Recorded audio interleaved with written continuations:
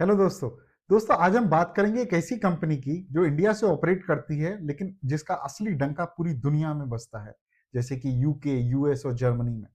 लेकिन पहले let's meet our friend Rahul. Rahul एक typical Indian middle class job वाला बंदा है। उसकी वाइफ का बर्थडे आ रहा है। प्रॉब्लम क्या है? इन्फ्लेशन। महंगाई इतनी बढ़ गई है कि ढंग की डायमंड रिंग या गोल्ड चेन लेने जाओ तो पूरी की पूरी सैलरी साफ हो जाती है। राहुल चाहता है कि कुछ प्रीमियम हो, कुछ लग्जरी हो, लेकिन बजट फ्रेंडली प्राइस पर। अब सोचिए कि अगर राहुल यूएस या यूके में बैठा है, जहां रिसेशन की वगैरह की मार और भी ज्यादा है, तो वो क्या करेगा? वो कार्टिए या टिफनी तो नहीं जाएगा, वो ढूंढेगा वैल्यू। यही वैल्यू प्रोवाइड करती है हमारी आज की कंपनी, जिसका नाम है वैभव ग्लोबल लिमिटेड। ये कंपनी लग्जरी को डेमोक्रेटाइज कर रही है, मतलब luxury for everyone, not just only for the rich. आज के वीडियो में हम डीप डाइव करेंगे वीजीएल के बिजनेस के बारे में। इनके समझेंगे इनके नए ट्रिगर्स क्या हैं, इनके मैनेजमेंट का प्लान क्या है, और क्यों इनके पास मार्केट में है राइट टू विन। तो दोस्तों, सबसे पहले समझते हैं कि वैभव ग्लोबल करता क्या है। बहुत लोगों को लगता है कि ये एक ज्वेलरी कंपनी है, लेकिन ये बात गलत है। बेसिकली जो वीजीएल है वो एक इलेक्ट्रॉनिक रिटेलर है। इमेजिन कीजिए अमेजोन और क्यूवीसी, क्यूवीसी बोले तो टीवी शॉपिंग का एक मिक्स। इनका बिजनेस मॉडल काफी स्ट्रांग है और सिंपल भी है। जैसे कि ये जयपुर में सस्ती लेबर और एफिशिएंट फैक्ट्रीज यूज करके ज्वेलरी और लाइफस्टाइल प्रोडक्ट्स बनाते हैं, और ये प्रोडक्ट्स डायरेक्ट कस्टमर्स को बेचे जाते हैं यूएसए, यूके और जर्मनी में through their own TV channels like shop, LC, TJC और मोबाइल एप्स। तो इसमें मैजिक क्या हुआ? मैजिक है बेसिकली वर्टिकल इंटीग्रेशन। कंपटीटर्स जो हैं इनके, जैसे कि क्यूवीसी या एचएसएन, वो दूसरों से माल खरीद कर बेचते हैं, तो उनका मार्जिन कम होता है। वीजीएल खुद बनाता है और खुद ही बेचता है, इसलिए जो रिंग कंपटीटर $100 में बेचेगा, वीजीएल वही क्वालिटी $20 to $30 में बेच सकता है। और यही है असली मेड इन इंडिया का पावर। तो दोस्तों, मार्केट में इनका राइट टू विन क्यों है? अब मार्केट में basically survival of the fittest चलता है। वीजीएल का सबसे बड़ा वेपन है इनका एवरेज सेलिंग प्राइस। इनके प्रोडक्ट्स का एवरेज प्राइस $25 से $30 के बीच होता है। Think about it for a moment. जब भी कभी इकोनॉमी खराब होती है, जैसे कि रिसेशन आ गया एक्सेट्रा, लोग $1000 का आईफोन शायद ना भी लें, लेकिन $25 का रिंग या स्कार्फ खरीदने से पहले ज्यादा नहीं सोचेंगे।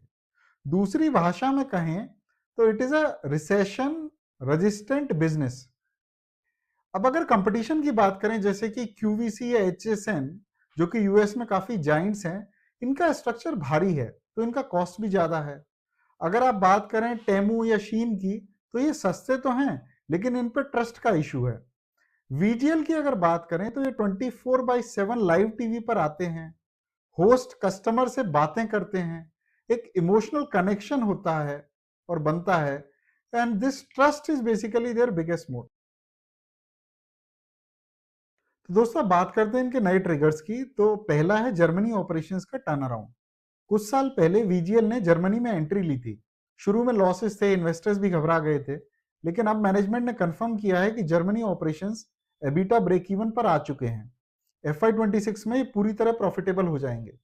जर्मनी यूरोप का सबसे बड़ा मार्केट है, और अब ये लॉस मेकिंग से प्रॉफिट जनरेटिंग मशीन बनने वाला है।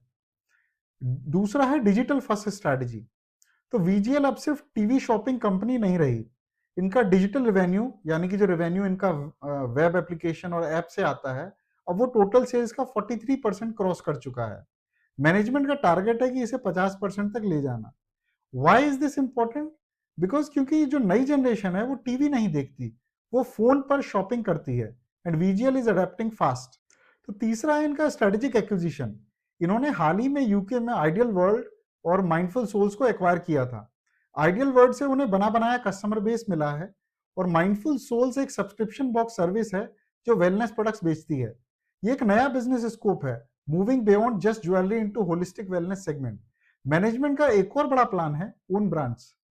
उन्होंने टारगेट लिया है कि FY27 तक 50% सेल्स उनके खुद के ब्रांड से आनी चाहिए, जो कि अभी 32% के आसपास है। अब ओन ब्रांड्स का फायदा क्या है? Own brands basically give you hire margins. दोस्तों, अब बात करते हैं इनके रिस्क की। पहला रिस्क है ज्योग्राफी रिस्क। इनका पूरा का पूरा धंधा यूएस, यूके और जर्मनी पर टिका है। वहां अगर रिसेशन लंबा चलता है या लोगों ने खर्च करना बंद कर दिया तो वीजीएल को डायरेक्ट हिट लगेगा। दूसरा है टैरिफ इश्यूज। हाल ही में टैरिफ्स को लेकर काफी नॉइज थी। मैनेजमेंट ने कहा है कि टैरिफ इश्यूज रिजॉल्व होने पर अपसाइड मिलेगा। और अभी अगर आप रिसेंटली देखेंगे तो इंडिया की यूएस के साथ एक ट्रेड डील भी साइन हुई है। जैसा कि बता रहे हैं कि 18% ही टैरिफ लगेगा, पहले जो कि 50% के आसपास होने वाला था। लेकिन ट्रंप को देखते हुए कुछ भी कहना थोड़ा मुश्किल है। तो अगर टैक्सेस बढ़ते हैं आने वाले फ्यूचर में तो मार्जिन प्रेशर आ सकता है। तीसरा है कॉस्ट ऑफ कस्टमर एक्विजिशन। नए कस्टमर्स लाना महंगा होता जा रहा है। Digital ads are quite expensive. अगर कस्टमर रिपीट नहीं करेगा तो इनका प्रॉफिट नहीं बनेगा। तो दोस्तों अगर बात करें कंक्लूजन की तो वापस से आते हैं अपने दोस्त राहुल के एग्जाम्पल पर, जो हमने वीडियो के शुरू में लिया था।